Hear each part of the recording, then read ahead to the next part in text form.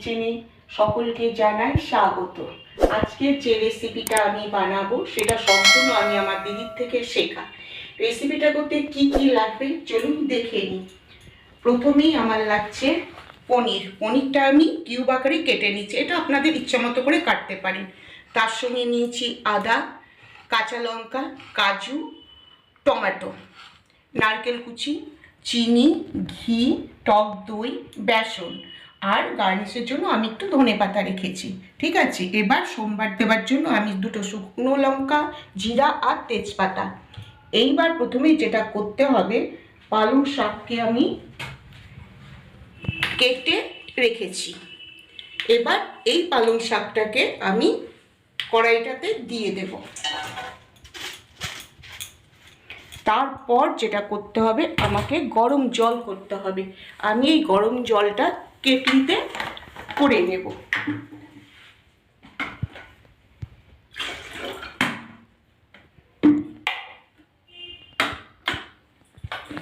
গরম জলটা বসিয়ে দিলাম। দেখুন জলটা আমার গরম হয়ে গেছে।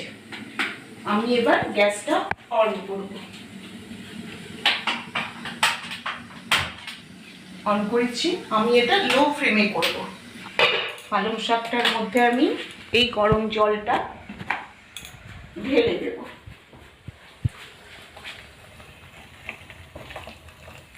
ব্যাস,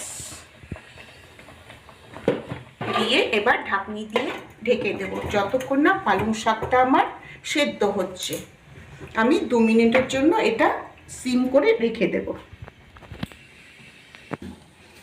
দেখুন বন্ধুরা, আমার পালং শাকটা সেদ্ধ হয়ে গেছে। এইবার আমি এই পালং শাকটা এই ঝুড়িটার মধ্যে ঢেলে দেব।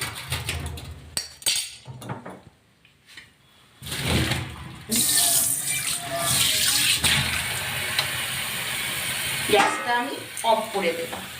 এবার এই পালং শাকটাকে একটু আমি ঠান্ডা জলে ধুয়ে একটু 5 মিনিটের মতো ভিজিয়ে রাখবো ঠান্ডা জলে, যাতে এই পালং শাকের রংটা ঠিক সবুজই থাকে, রান্নার পরেও যেন সবুজ থাকে। ফ্রিজের জল আমি এর মধ্যে এই দিয়ে দেব।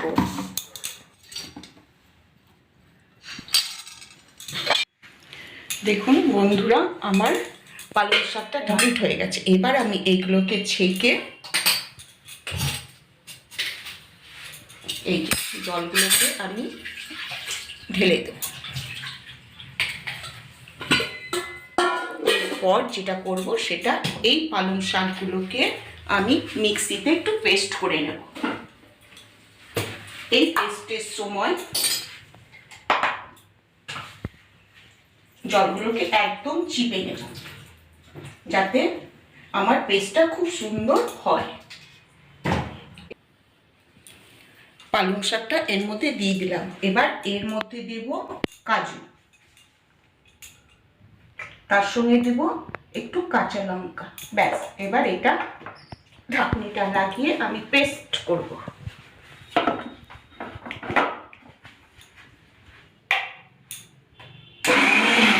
আমার পেস্ট হয়ে গেছে।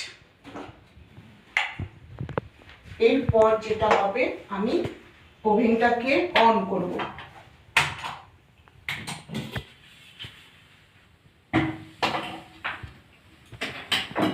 অন করে কড়াইটা আমার একটু গরম হোক, ততক্ষণে আমি একটু এই পনিরগুলোকে লবণ হলুদ দিয়ে জাস্ট হালকা ভেজে নেব।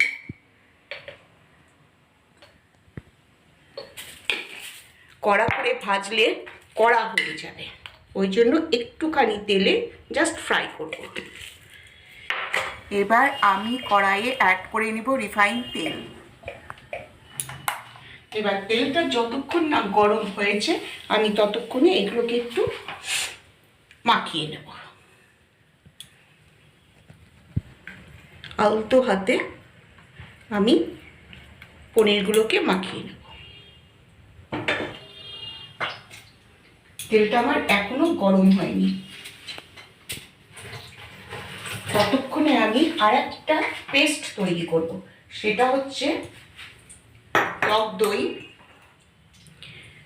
বেসন, একটু নারকেল কুড়োনো, তিনটেকে আমি একসঙ্গে করব। এখানে 2 চামচের মতো আমার টক দই আছে। দইটাকে ভালো করে আমি ফাটিয়ে নেব। এর মধ্যে আমি 2 চামচ ছোলার ডালের বেসন মিক্সড করব গ্রেভির জন্য। তার সঙ্গে আমি দেব নারকেল কুড়োনো। এটা অপশন, এটা আপনারা দিতেও পারেন নাও পারেন। এটা দিলে গ্রেভিটা একটু ভালো হয়। এই গ্রেভিটা এইরকম থাকবে। এখন এদিকে আমার কড়াই গরম হয়ে গেছে। এর মধ্যে আমি পনিরগুলোকে আলতোভাবে ছেড়ে দেব। প্রথমেই বলেছি আমি পনিরগুলো খুব ভাজবো না, হালকা এপিট ওপিট করে আমি পনির তুলে নেব।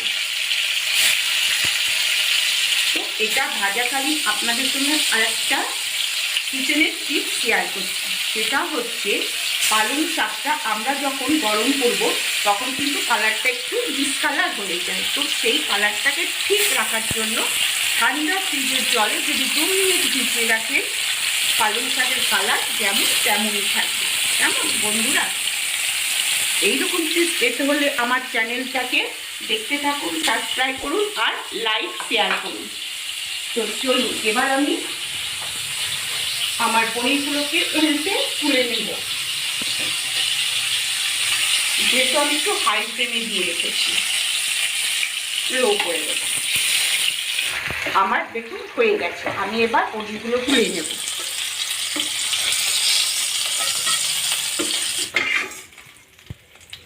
পনিরগুলো আমার তোলা হয়ে গেছে। এই রান্নাটা আমি ঘি দিয়ে করব। আপনারা চাইলে এটা বাটারেও করতে পারেন। এর মধ্যে দেব তেজপাতা, শুকনো লঙ্কা, একটা শুকনো লঙ্কাকে আমি হাফ করে নিয়েছি, সঙ্গে অল্প জিরা। এরপর এটাকে একটু নাড়ব। এবার তাপটাকে একটু বাড়িয়ে দেব। দেওয়ার পর আমার লঙ্কাটা ভাজা হয়ে গেছে। এর মধ্যে দেব আমি টমেটো। অনেকে টমেটো পেস্ট করেও দিতে পারেন, কিন্তু আমি পেস্ট করি। এবার টমেটোটা এটা ফ্লেমটা আসতে দিয়ে এবার এটাকে একটু নাড়াচাড়া করব।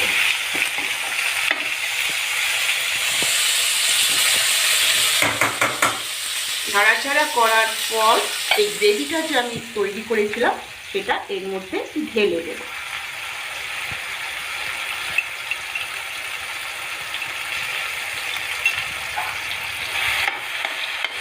এবার এটাকে বেশ কিছুক্ষণ ধরে আমাকে কষতে হবে। দেখুন আমার গ্রেভিটা কষানো মোটামুটি হওয়ার দিকে। এরপর আমি এর মধ্যে একটু জল অ্যাড করব। এই যে আমি গ্রেভিটা তৈরি করেছিলাম ওটাই ধুয়ে এর মধ্যে একটু দিয়ে দেব। এবার এটাকে একটু কষতে দেব। ওপরে ঢাকনি দিয়ে আমি কষাবো।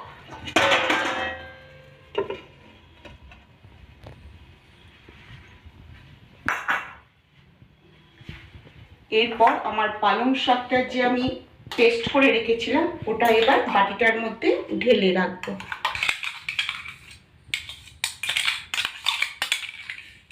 এর মধ্যেই আমি পেস্ট করব আদা, কাঁচা লঙ্কা আর দেব কাজু।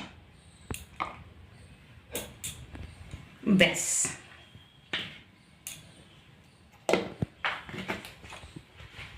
এটা এবার পেস্ট করব।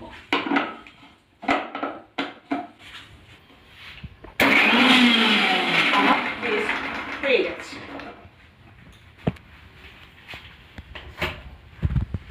দেখুন আমার পেস্টটা কমপ্লিট।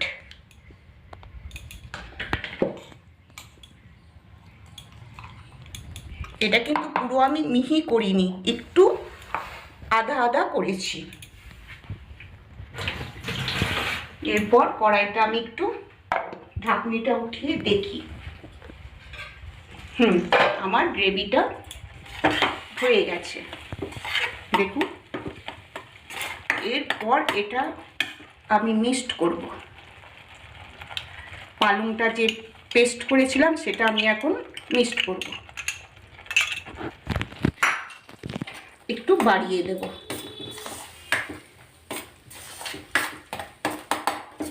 আপনারা এই পালং পনিরটা দই দিয়ে খেয়ে থাকবেন, নারকেল দিয়ে খাবেন, কিন্তু বেসনটা দিয়ে খুব আনকমন একটা এই রান্না।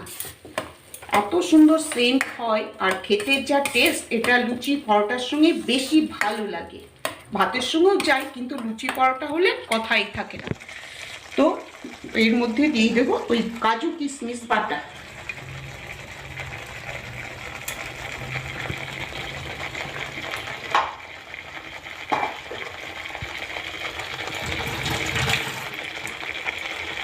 দেখুন আমার কালারটা কিন্তু একেবারে গ্রিন হয়ে আছে, একটুও চেঞ্জ হয়নি। আমি হলুদ দিলাম, লবণ দিলাম, চিনি দিলাম সব, কিন্তু যেমন সবুজ তেমনই আছে।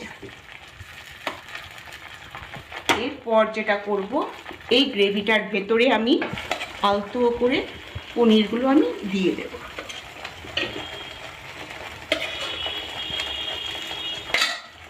একটু লো করে দেব।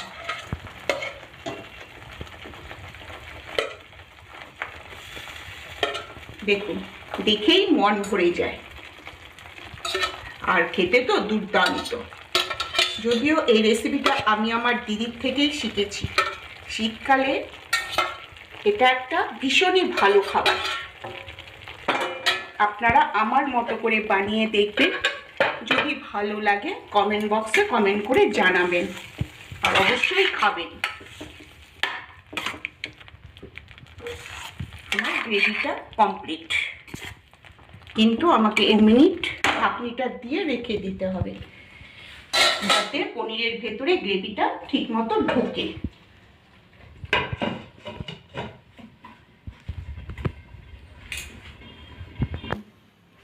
চলুন বন্ধুরা, দেখা যাক আমার গ্রেভিটা কমপ্লিট হলো কিনা। দেখুন গ্রেভিটা থেকে তেল ছেড়ে গেছে, আমার গ্রেভিটা পুরো কমপ্লিট। এবার এর মধ্যে আমি মিক্সড করব ঘি আর অল্প চিনি।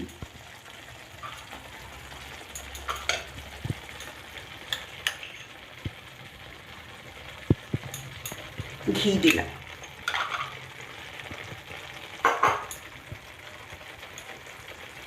এরপর দেব চিনি। চিনিটা স্বাদ মতো, যেহেতু পালং শাক একটু মিষ্টি তো লাগেই। এরপর আমি একটু গরম মশলা ছিটিয়ে দেব। ব্যাস, আমার পালং পনির কমপ্লিট। আমি এটা এবার সার্ভ করব।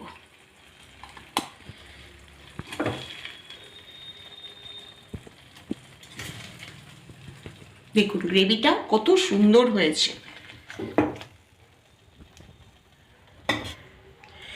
এর উপরে আমি এবার